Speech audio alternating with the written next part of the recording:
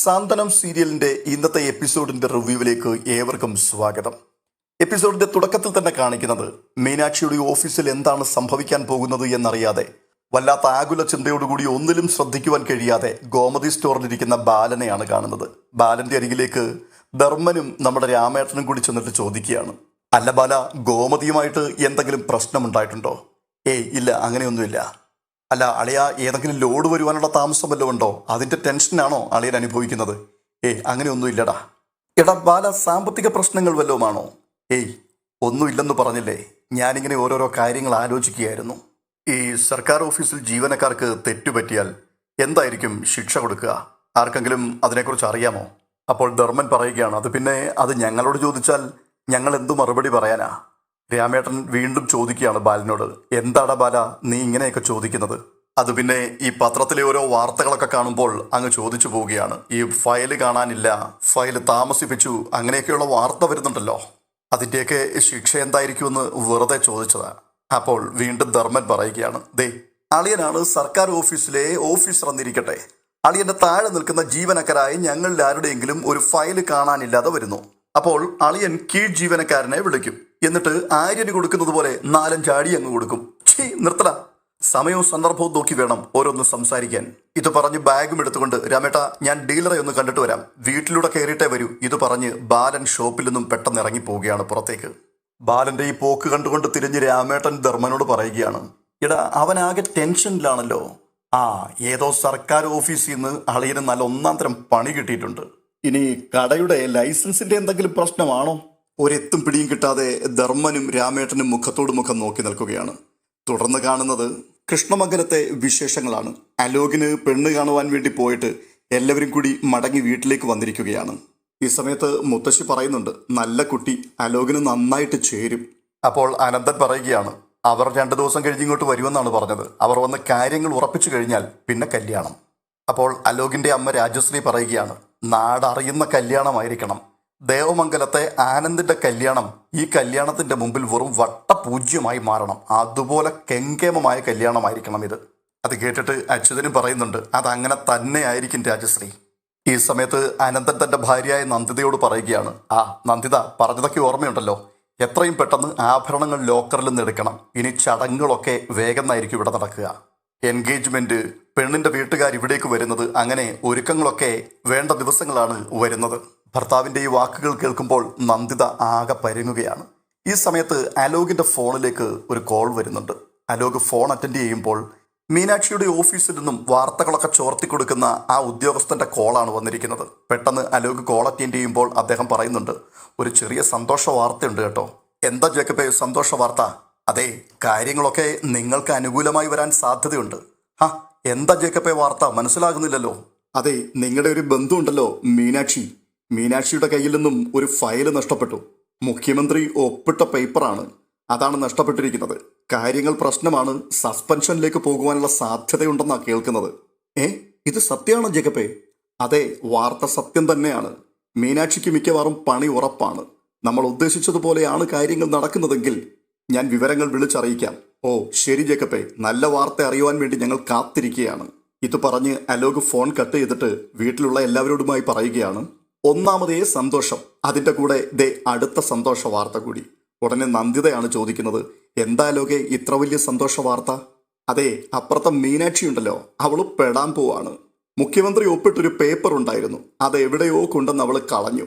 ആ പേപ്പർ തിരിച്ചു കിട്ടിയില്ലെങ്കിലേ ജോലിയിൽ നിന്നും അവളെ അങ്ങ് പിരിച്ചുവിടും. ഇത് കേട്ടതും അച്യുതൻ പറയുകയാണ്, അത് കലക്കി. നീ ആദ്യം പറഞ്ഞ കാര്യമുണ്ടല്ലോ, ഇന്ന് തന്നെ നമുക്ക് 1-2 സന്തോഷമുള്ള ദിവസമാണ്. ഉടനെ രാജശ്രീ പറയുകയാണ്, നമ്മുടെ യൂണിറ്റിന് വേണ്ടി പോയപ്പോൾ എന്തായിരുന്നു അവളുടെ അഹങ്കാരം? എല്ലാത്തിനും ഒരറുതി വരാൻ പോവുകയാണ്.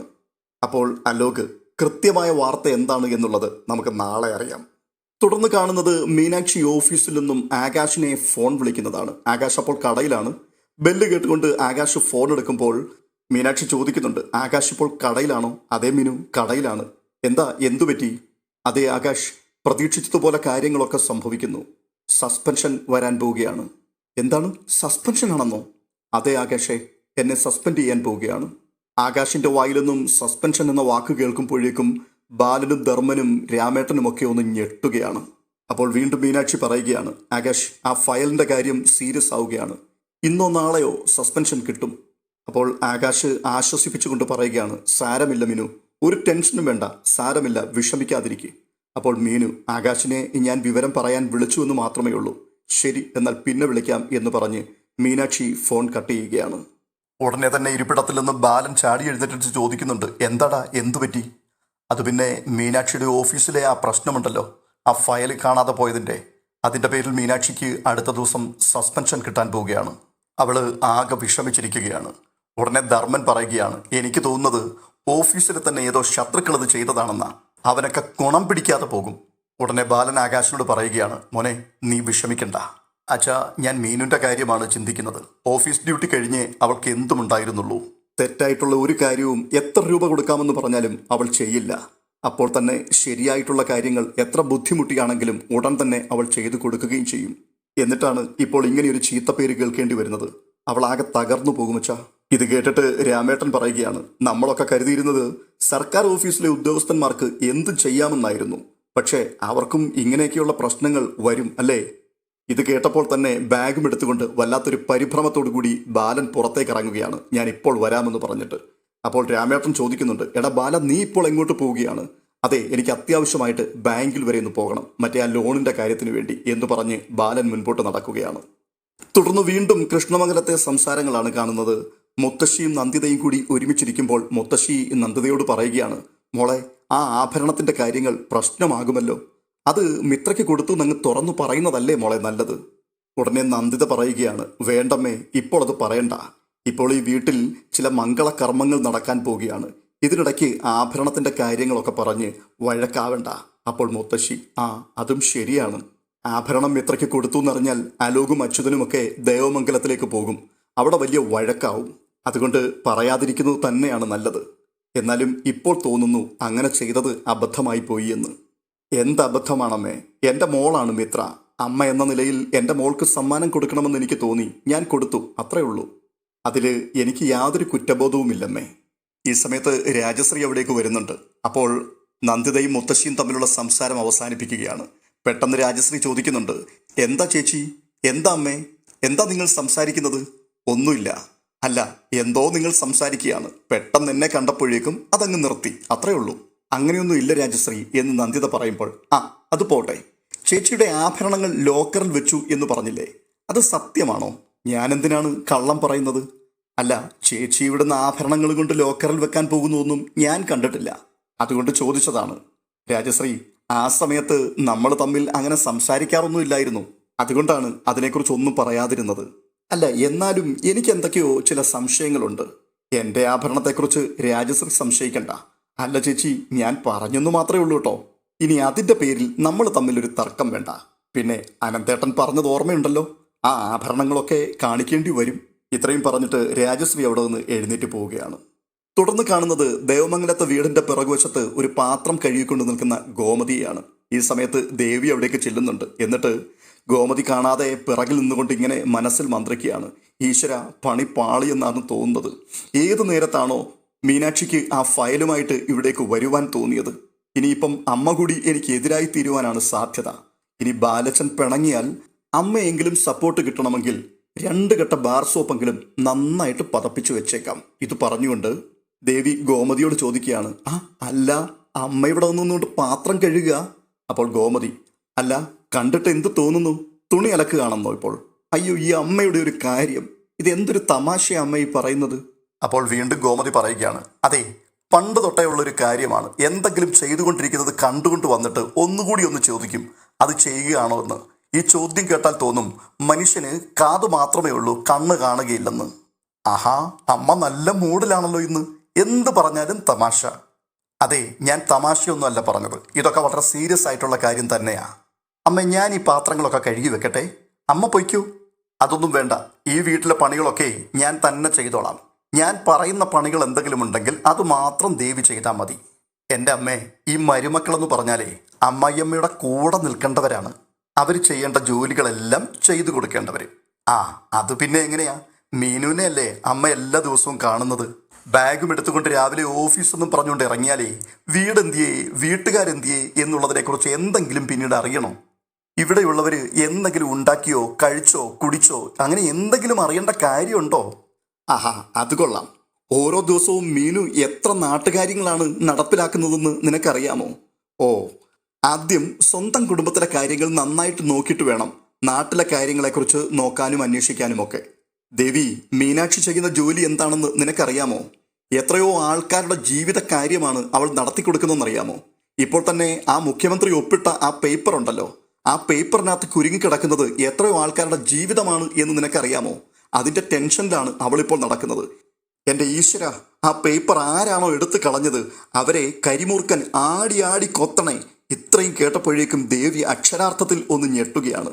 ദേവിയുടെ ഞെട്ടൽ കണ്ടുകൊണ്ട് ഗോമതി ചോദിക്കുകയാണ്, അല്ല, നീ എന്തിനാണ് ഈ ഞെട്ടുന്നത്? അയ്യോ അമ്മേ, അമ്മ ഇത് എവിടുന്നാ ഇത്രയും വലിയ ശാപവാക്കുകളൊക്കെ പഠിച്ചത്? പഠിച്ചതാണോ?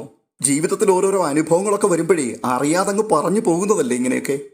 ഷോ, എന്നാലും ഇത്രയ്ക്കൊന്നും വേണ്ടായിരുന്നു. കേട്ടിട്ട് തന്നെ എൻ്റെ തല അങ്ങ് പെരുക്കുകയാണ്.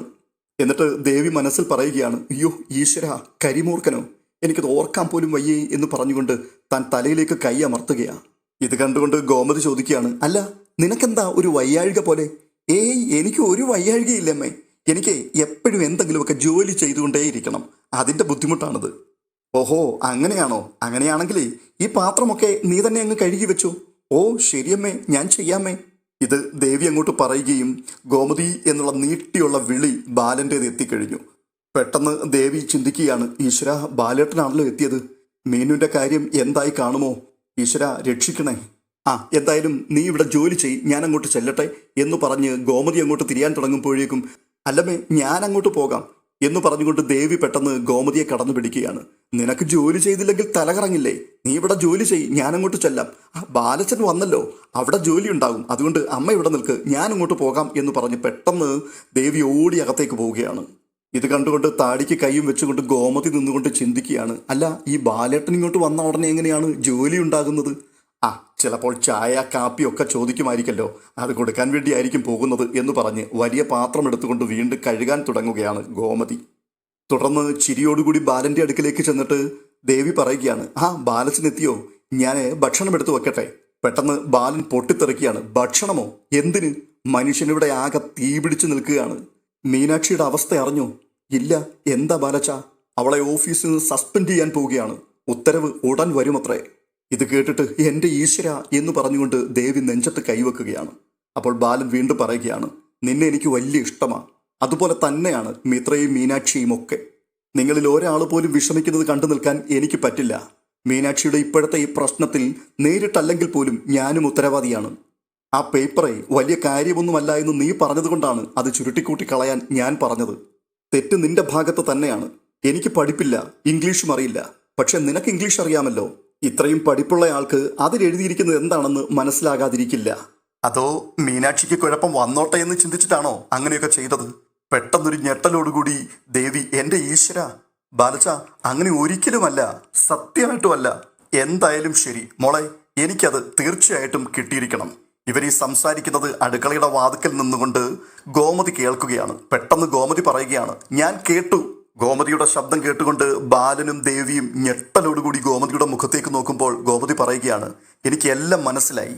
അപ്പോൾ ബാലൻ, ഗോമതി, അത് വേണ്ട വേണ്ട, ഒന്നും പറയണ്ട, എനിക്കെല്ലാം മനസ്സിലായി. ഉച്ചയ്ക്ക് കടയിലേക്ക് ഇവൾ ഊണത്തിക്കാത്തതിന്റെ ദേഷ്യമല്ലേ ബാലേട്ടനെ കാണിക്കുന്നത്? ഞാനത് ഉറപ്പിച്ചെടുത്ത തീരുമാനമാണ്, ഇനി അതിനകത്ത് ഒരു വിട്ടുവീഴ്ചയുമില്ല. ഇത് കേട്ടപ്പോഴേക്കും ദേവിക്കും ബാലനും ഭയങ്കര ആശ്വാസം ഉണ്ടാവുകയാണ്. വല്ലാതെ അവർ ഭയപ്പെട്ടു പോയി. മീനാക്ഷിയുടെ പേപ്പറിന്റെ കാര്യത്തിൽ പിടി വീണു എന്നുള്ളത് തന്നെയായിരുന്നു അവർ ഉറപ്പിച്ച് ചിന്തിച്ചിരുന്നത്. എന്നാൽ അവർ സംസാരിച്ചത് മുഴുവനും ഗോമതി കേട്ടിരുന്നില്ല. ഗോമതി വീണ്ടും പറയുകയാണ്, ഇവിടെ വന്ന് എൻ്റെ കൈകൊണ്ട് വിളമ്പുന്ന ആഹാരം മാത്രം ബാലേട്ടൻ കഴിച്ചാൽ മതി, അതിനകത്ത് ഒരു വിട്ടുവീഴ്ചയുമില്ല. അപ്പോൾ ബാലൻ വിക്കി ശരി ശരി, ദേവിമോള് കടയിലേക്ക് ഭക്ഷണം കൊണ്ടുവരാതിരിക്കുന്നതിന് ഞാൻ ദേഷ്യപ്പെടുക തന്നെയായിരുന്നു. ഞാൻ എന്തായാലും ഇവിടെ വന്ന് തന്നെ കഴിച്ചോളാം, എല്ലാം നീ പറയുന്നത് പോലെ തന്നെ. ഇത് കേട്ടുകൊണ്ടിങ്ങനെ ദേഷ്യപ്പെട്ട് ഗോമതി നോക്കി നിൽക്കുമ്പോൾ ബാലൻ പറയുകയാണ്, അതെ, പിന്നെ ഞാൻ വേറൊരു കാര്യം കൂടെ പറയട്ടെ. എന്താ ബാലേട്ടാ? നീയേ വെറുമൊരു പാവമാ. ഇത്രയും കേട്ടപ്പോഴേക്കും ഒരു ഞെട്ടലോടുകൂടി ഗോമതി, ആണോ? തുടർന്ന് ദേവിയുടെ കയ്യിൽ കയറി പിടിച്ചിട്ട് ഗോമതി പറയുകയാണ്, അതെ, ദേ മോളെ, ഇങ്ങനെയൊരു വാക്ക് ഈ ബാലേട്ടന്റെ വായിലെന്ന് കേൾക്കണമെങ്കിലേ തപസ് ചെയ്യണം, തപസ്.